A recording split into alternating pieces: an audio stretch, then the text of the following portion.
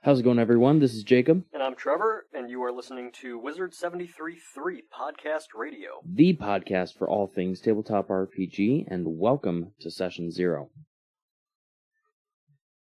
As a DM, it is totally up to you how you want your players to be immersed. I mean, I'm a fan of Theater of the Mind. You're more of a miniatures guy. Other people like to use Discord, which I'm not huge on. I don't think you are either. I personally like the in-person aspect of D&D, whether that be a spare room or your parents' basement. Totally up to you. I think that when it comes to the setting for it, it just should be somewhere quiet, you know? Yeah. Like, you're not going to play Dungeons & Dragons in the middle of a nightclub. No, and if you are, you're an absolute psychopath. Yeah, kind of closing yourself off from... I think that it allows you to escape more into the immersion. Yeah. If there isn't anything else going on. And it could be...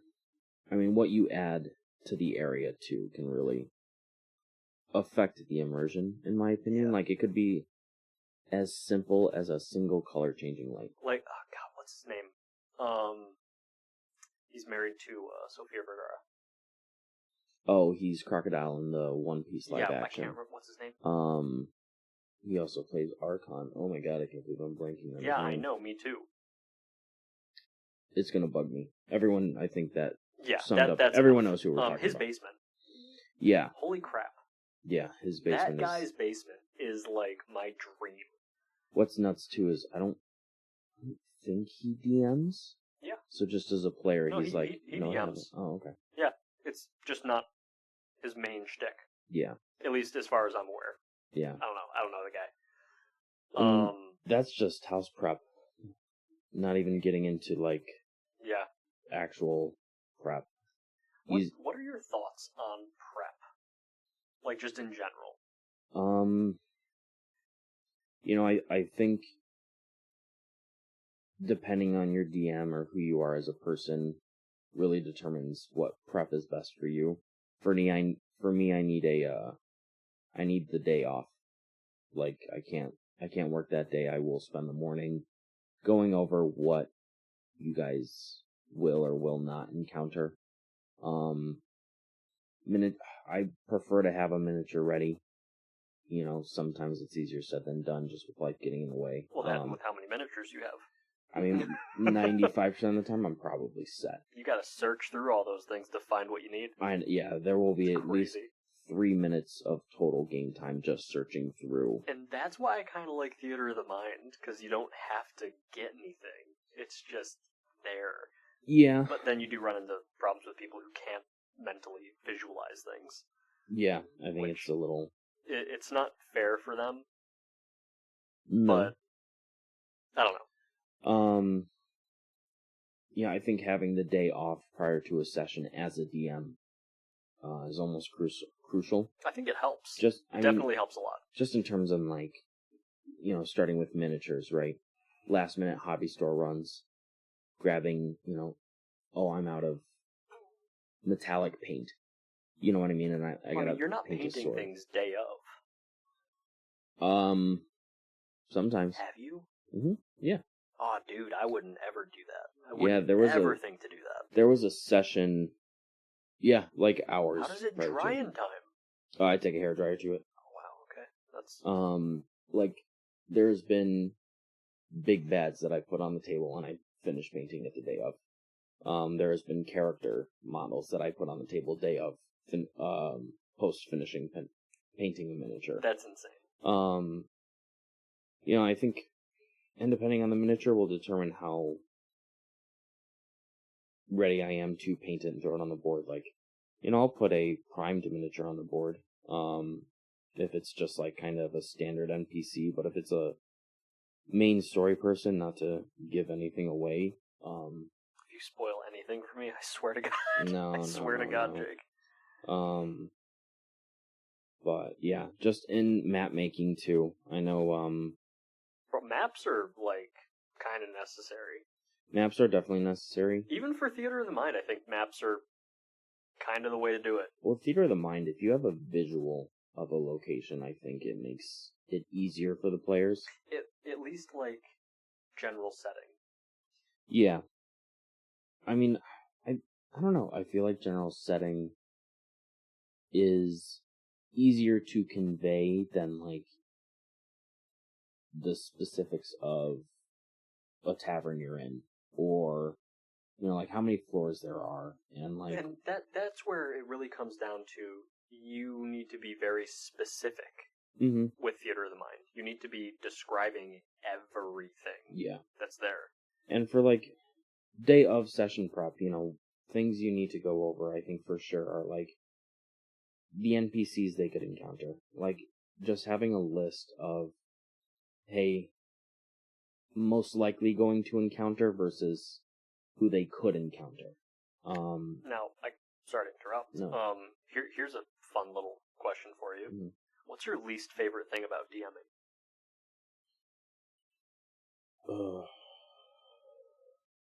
This brings me into another really good topic. Everything you plan as a DM, for the DMs listening out there, just scrap it. You think you have that ready to roll? Just get rid of it. Because it will go astray. No, I'm joking. Don't do that. But, like... But do. just do it. I think my least favorite thing about DMing is the person that sits at the table and just has questions too much. Where it's like, sometimes, like, that's just how the world is. And there's no... In case there's any confusion, he's definitely talking about me. Like, just deal with it sometimes. Like, I think it's okay to have something not 100% fleshed out prior to putting it on the table, but by that next session, that should be your priority one. So when we re-enter the world you've created, you know and have an idea of... Or if the player comes to you and you're like, so can you explain this? You can be like, XYZ, this is how it works. Right? So is your least favorite thing questioning players, or not having something fleshed out and having to kind of jump into an explanation that you're not prepared for? Because it's never huge stuff. It's like, you know, sometimes you'll throw in a random magic item. Yeah, just for funsies, or just because you think it's cool in the moment. Yeah, and you'll have a player that will just exploit it, or, like, ask a question and you're like, oh, that's the one thing I haven't thought of for that specific item. So I think there's just a few things overall that go into it. I think the other thing that sucks as a DM is you got to be ready for certain kinds of players, right? You're gonna have that player, maybe not a rules lawyer, right, as everyone calls it, but yeah, like the murder hobos, or, like, you know, there's always, I feel like at the table there's always going to be someone who needs to ask what's going on, and I think that can be a little irritating. One thing I did personally that I recommend to any DM out there is I truly do recommend creating a magic item that allows your players to keep track of lore, monsters. Honestly, love that. Different things like that. I'll be honest, especially for the homebrew monsters. Yes. Anything like that. For instance, I created a magic item called the Atlas of Lost Memories. And it, you know, there's rules to it. But essentially what happens is if they point it at something, it will give them a general, or like a short synopsis of what it is and how it works in the world. And that could be anything from a griffin to, like, a person in the world. It will only give their HP, AC, first and last name, and whether they're dead or alive. But that's where it can kind of get interesting, and you can make it a story element. I apologize for the creaking. Especially if you point it at somebody and you recognize the name and they should be dead. Yeah, stuff like that. So, you know, I think granting your your players that. Plus, maybe you can give them advantage on history checks with an item like that. Or like maybe they don't even have to make a history check. You can just be like, hey, I know it's in your book.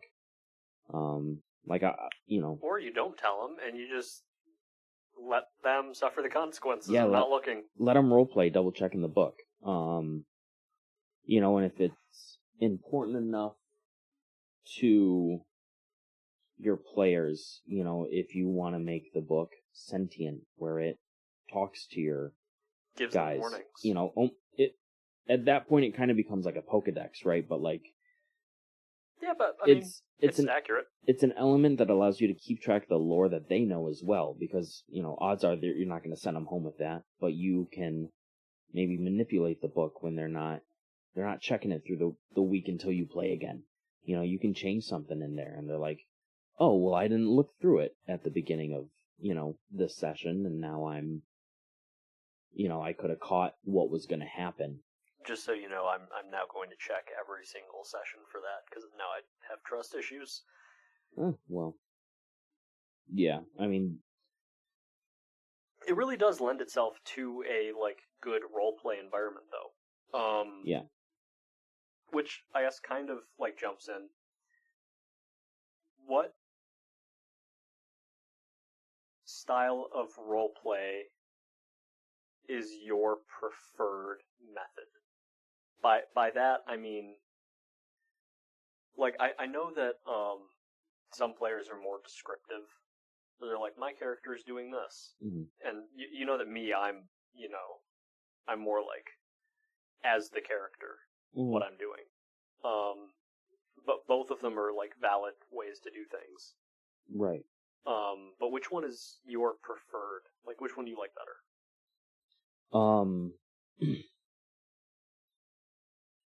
I don't mind the descriptive. Well, not don't mind. Which one do you like more? They're both fine. Yeah. I don't know, I feel like when I try to DM, I try to mix the two. As a player. Oh, as a player? I'm definitely more... It's kind of I don't know. I really can't... Combo of both? Yeah, I'd say more so, kind of in between the two. But, yeah. It kind of gets me when people don't roleplay at all, though. Yeah, that I don't like. I think some situations call for heavy roleplay, and some others, I don't need to do the accent right now. I don't need to, annoy anyone at the moment. For anyone listening who's a player, never underestimate how much fun it could be playing as yourself. I did that for a campaign, and honestly, I had the most fun doing that more than any other character I've come up with in the past.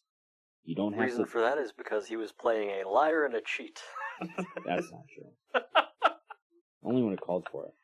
Played a bard. I played a my savant trait is definitely being charismatic. And listening to a song for 0.2 seconds and being able to tell you exactly what it is. I miss Hurdle. Hurdle was fun. Hurdle was the best. For those who don't know, imagine Wordle, but with Spotify and clips of songs. Played half of a second of a song? Half a second of a song, and then if you got that one wrong, it would do a full second. That was the best. And then it would go to 2, 3, it's, like I said, it's like Wordle. But consistently, you managed to get it on the first typically on the first try. You get one, guitar chord, it would be like, bow, and you'd be like, oh, this is that song from 1980. Yeah. Oh, that's actually a pretty fun little segue. Music. Ambiance and music. Yeah. Never underestimate how many videos are on YouTube of a desert or a snowy mountaintop. Just for a background. Yeah. But also, they have soundtracks that go with those settings. Yeah, which is nice. It's one less thing some of you may not have to think about. I personally will put a whole playlist together. I think I like to use a lot of the Witcher soundtrack, and I know I I mean, probably... let's be real, Skyrim is also... Here's the thing. Here's what I will say for the DMs that put together their own playlist for Dungeons and Dragons. If you put something on that playlist that is too recognizable, it may distract your players and take them out of the atmosphere you're putting them into. Yep. We're all a bunch of huge Star Wars fans at the table. But you don't want to hear Imperial March coming through. There is no Star Wars on that playlist. Nope. Harry Potter I can barely get away with because, everyone knows, like, the basics, but... Yeah, the intro song is too recognizable, but some of the other stuff you can definitely get away with. And I'll be honest, too, I do have a separate playlist for combat as well, which is another tool that, someone could utilize to just kind of bump up, like, oh, this is very serious. I kind of want to go back to something that you said earlier. You said there's no bad way to DM. I would disagree. There can be a little bit. No, I would say there's definitely a bad way. If you are playing against your players, yes, I think that's bad. Yes, you want to put challenges in their way. It's nothing that they can't overcome, but if they screw it up, then that's it. But if every session you're trying to actively kill the heroes of that world, because that's what they are. You wrote a story, and you let your friends make a bunch of heroes. Like, imagine if every superhero movie was like the end of Infinity War, where they lost. Or like the end of Civil War, where, let's be honest, they lost. So if you have every session come to that kind of end or demise, it's not... Well, not even that. If your players do too well, there's no such thing as too well, right? You don't have to discipline them because they succeeded. And there's nothing wrong, in my opinion. Like, if there's story elements that need to happen, start the session with specifying that. Hey, just so you know, depending on where you guys get, there's going to be a couple story elements that have to happen to progress, the villain. And take that with a grain of salt, too. Like, you're not trying to party wipe to get your point across, right? But, like, maybe someone isn't savable. But that's the motivation maybe your players need to progress in the story. Directing the antagonism towards the villain is a good way of doing things. And you know that we don't share the same view on that. Right. Like, I absolutely abhor railroading. Yeah. And I think it's way better to just have player agency. But I also see the benefits of having, a set story piece to rally players behind. And I'm going to sound like everyone else here for a minute, but if you want a story, write a book, you have to give freedom to the players at the table because they are the heroes of that world. You have to be able to allow them to do whatever they want. At least with homebrew, right? Like, with pre-written campaigns, you can't really do much. Yeah, unless you have someone who, like, knows how to tweak it effectively. I gotta say, if you're doing a pre-written campaign and somebody wants to do something that isn't necessarily covered, I say let it happen. Like, let it happen and just try to throw something fun in. You should not have an emotional tie to a pre-written campaign. It is not your world. I don't know about that. Well, you can, having fun is one thing, right? But, let's say you're playing Curse of Strahd, and you go in for the final fight, and, you're like, oh, I really don't want Strahd to die as a DM. Well, that goes back to, playing against your players. Yeah. Like, I don't know, I think a lot of people take the I'm God aspect a little too far. Yeah. I really enjoy just kind of narrating the results of whatever people do. Yeah.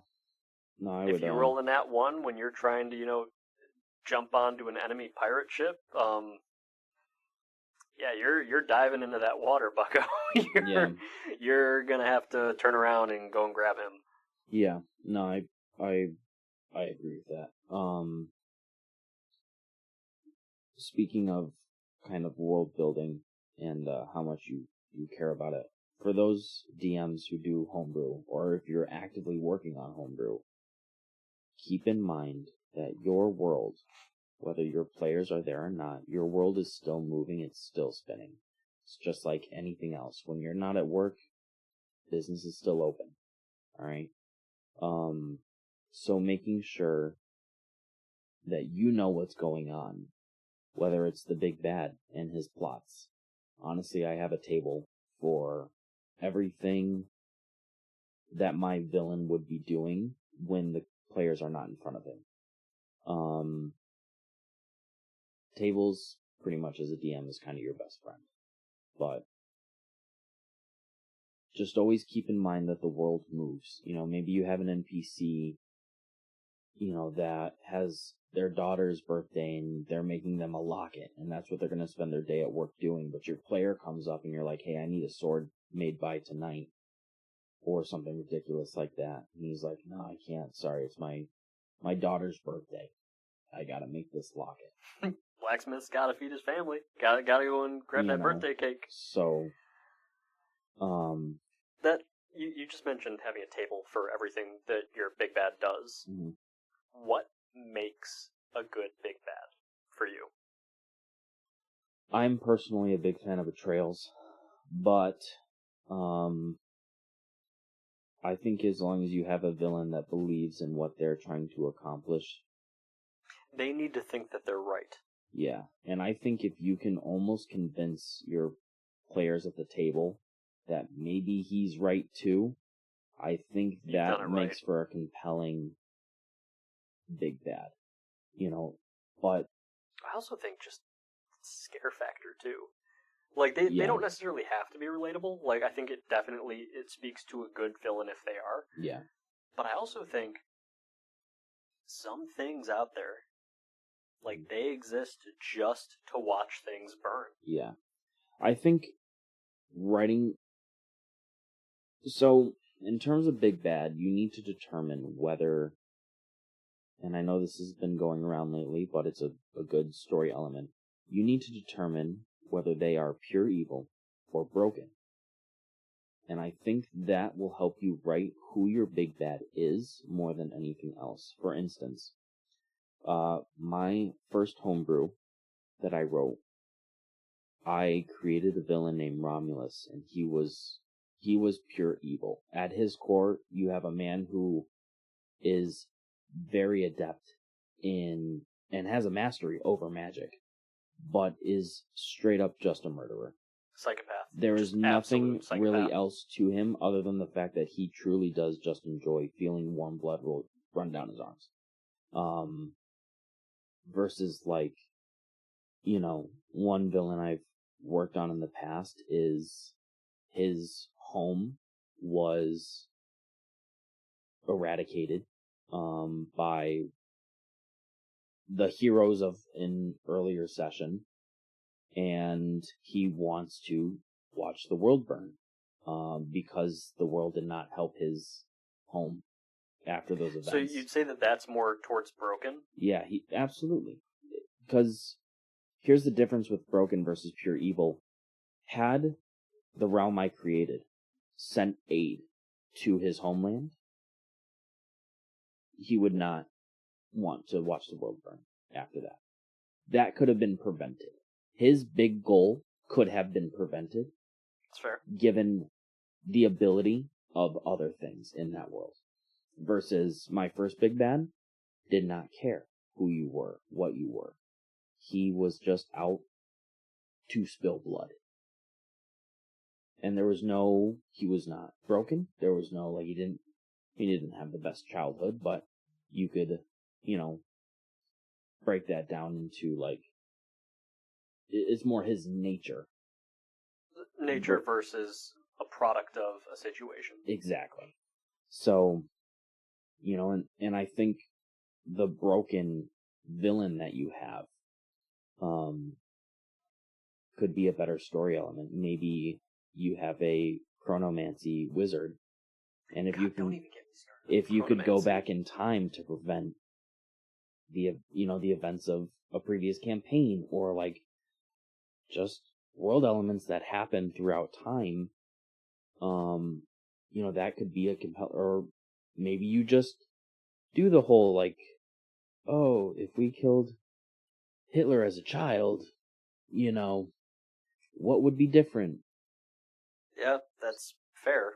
So, and because you brought it up, like, and we're not going to cover it when we, cover classes and all. Chronomancy, like, they really need to do something better with that. I don't know if they have in the new handbook. You need to give us something more. No, chronomancy is cool because, like, you get advantages on checks and stuff like that, but that's it. Yeah. Same thing with gravity magic.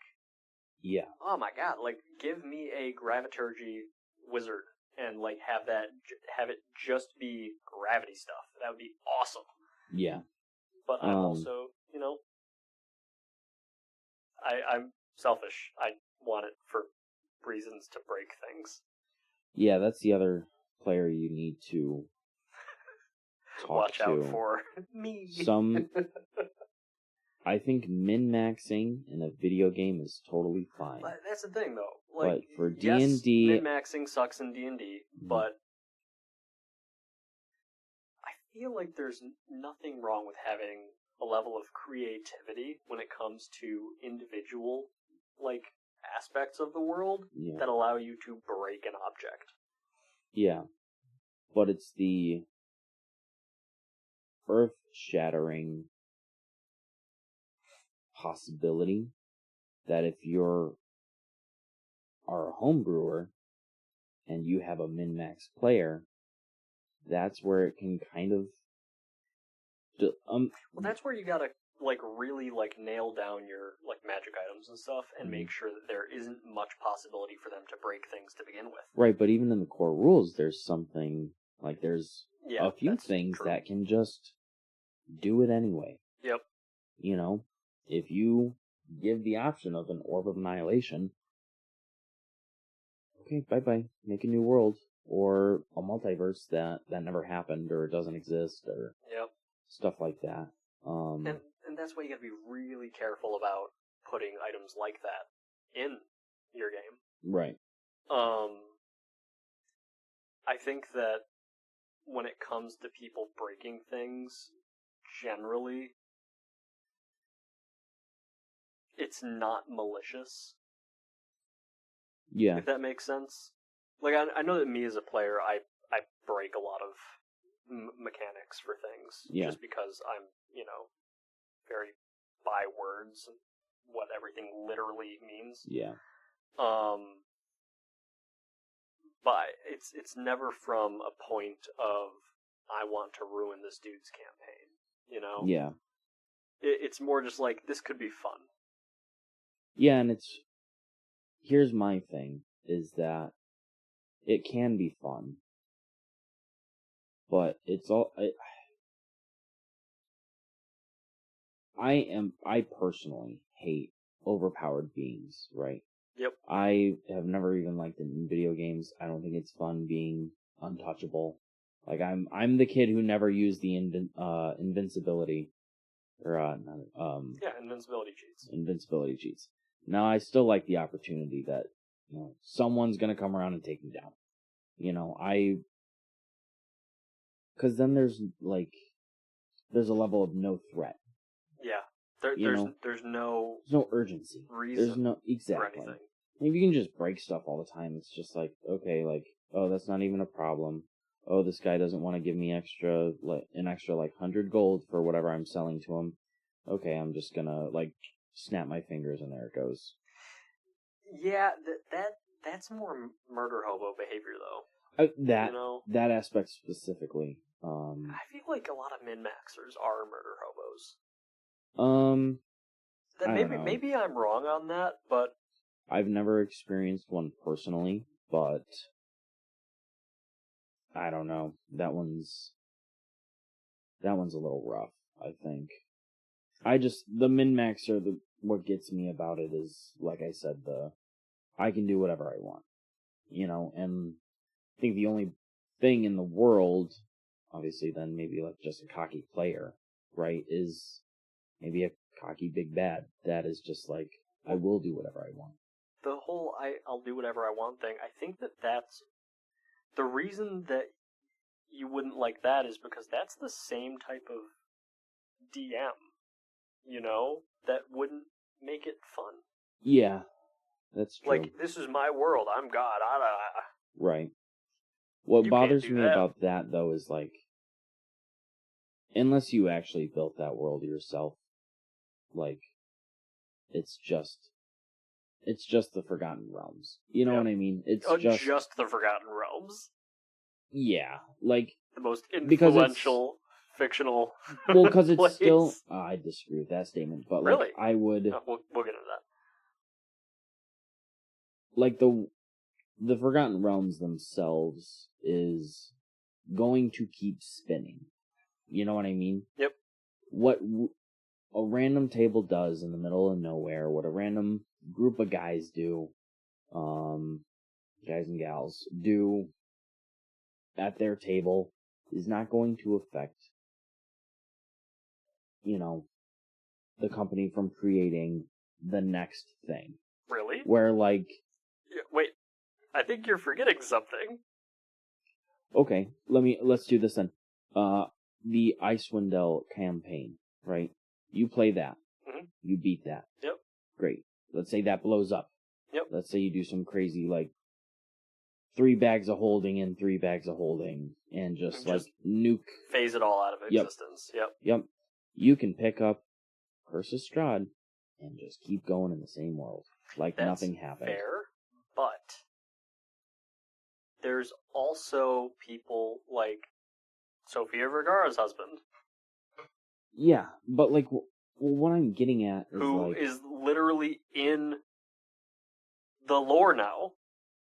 Right, but you have to understand the stage that they have, and that's why that can be altered. It's also not immensely game-breaking. Like, it's not, like, it's crazy, it's great that is now a part of the lore, that's a part of the story, but it's not world-ending, it's not earth-shattering. Yep.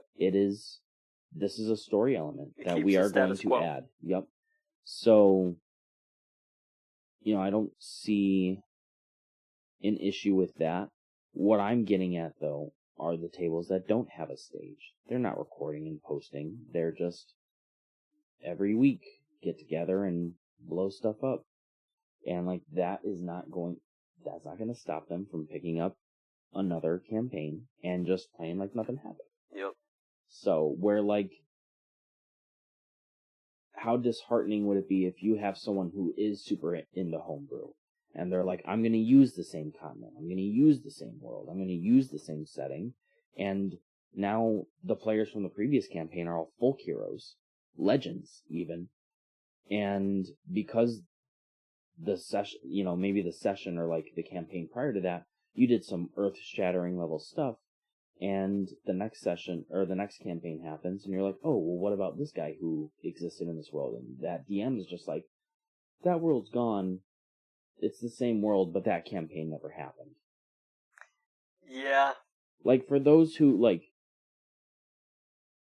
for the homebrew that I'm writing now, like, the campaign prior to that has precedents in the world. It was, where one was the king, like, that's gonna be brought up. That's, this person's character is the queen now, like, that's gonna be brought up.